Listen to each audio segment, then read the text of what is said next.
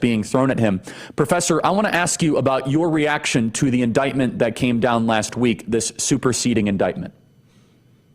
Well, on its face, it raises some serious issues. It looks like perhaps one of President Trump's employees may have flipped and become a government witness.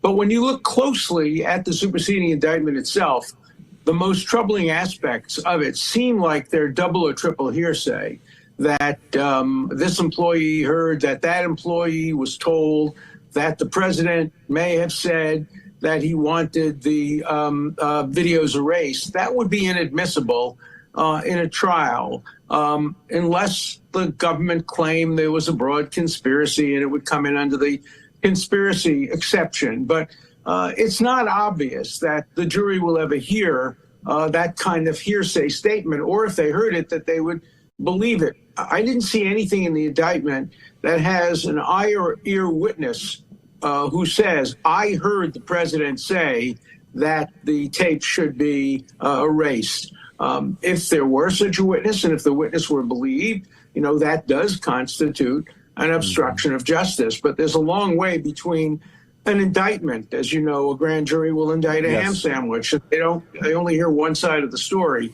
So we have to keep an open mind and see what the evidence actually is and whether it's credible and believable. And so in your experience in dealing with the government, is it common that they'll throw these superseding indictments as more evidence is arising? What is usually, walk us through a superseding indictment. I'm a layman with this stuff. Why do they usually are presented the way they are? Well, there are a lot of reasons for presenting it. If they get new witnesses, they will supersede. If they get new evidence, they will supersede. Sometimes they will supersede to change the venue, the place where the trial is going to be. That didn't seem to have been the case here. It's still going to be in Palm Beach, Florida County.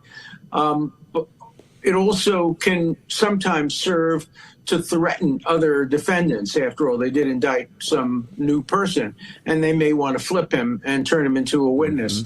The government can not only make witnesses sing, they can often make them compose, and that is make up stories or change stories or make the stories even better. So there's a long, long way between saying something in an indictment and proving it up beyond a reasonable doubt.